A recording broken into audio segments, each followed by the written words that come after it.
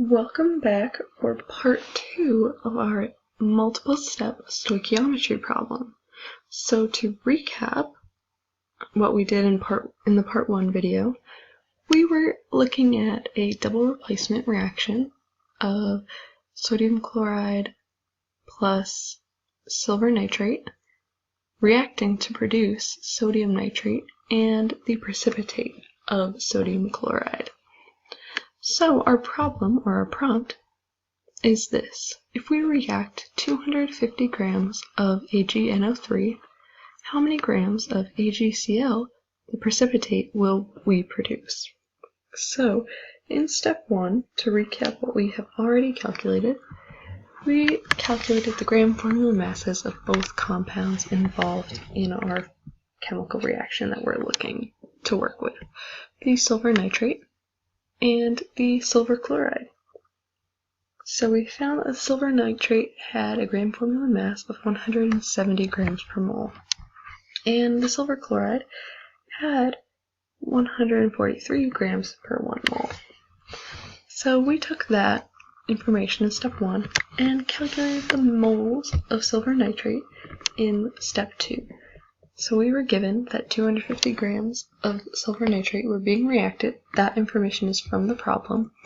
And then we used our gram formula mass from step 1 that we calculated to convert the grams to moles. So we did a mass to mole conversion here in step 2.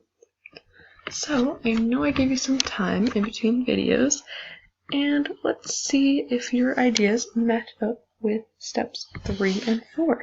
So let's take a look. Step 3. We're going to calculate the moles of silver chloride precipitate that we produce. So, hint, we're looking for a mole-to-mole conversion. And what do we need when we're doing a mole-to-mole conversion? Correct, we will need a mole ratio. And we will get this mole ratio from our chemical reaction equation. So our mole ratio, we have 1 mole of silver chloride being produced for every 1 mole of silver nitrate being reacted, or eaten up in this case. So this is our mole ratio, 1:1. And now we can take the moles of silver nitrate and multiply it by the mole ratio. Do you see any units that we can cancel out in this case?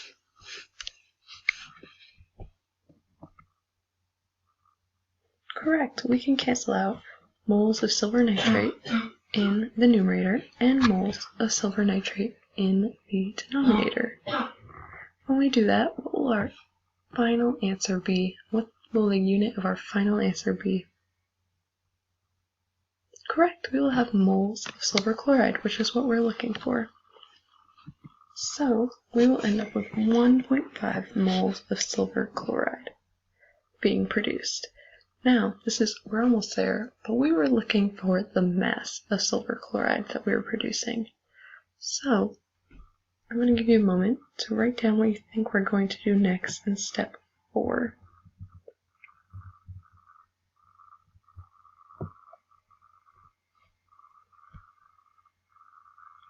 Step 4, we're going to calculate the grams of silver chloride produced. And here's another hint. We're going to do a mole to mass conversion.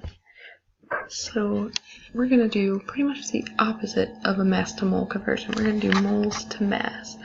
And the compound that we're working with is silver chloride this time. This time we'll be using all the information for silver chloride. So we know that we have 1.5 moles of silver chloride being produced. So how are we going to take this and convert it to mass of silver chloride? I'll give you a moment to write down your ideas.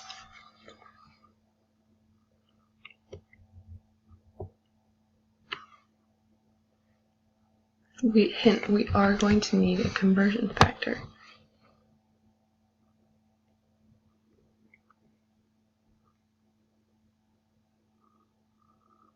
In this case, our conversion factor will be the gram formula mass, or molecular weight of the silver chloride. So we're going to use the 143 grams per mole that we calculated earlier in step 1, and we're going to multiply that by 1.5 moles. What units can we cancel out? Correct, we can cancel out the mole units because we have moles in the numerator and moles in the denominator, so we can cancel those out. So we will go ahead and multiply across, and I'll give you a moment to calculate our final answer.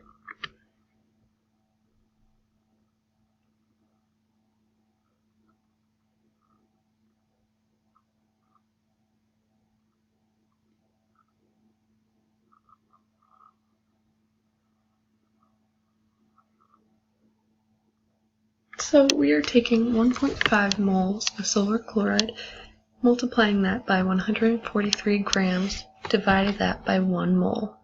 So our answer will be about 215 grams of silver chloride.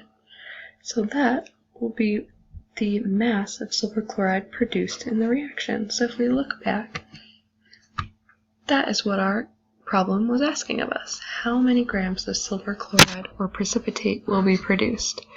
If we were in a lab, we could have potentially filtered out the precipitate from our solution and taken the mass of that.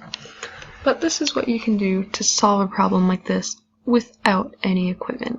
So if you didn't have a filter or didn't have a mass scale, then you could do the calculation this way.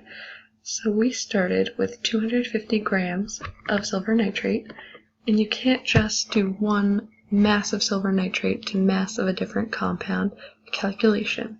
We have to break it down into 4 different calculations.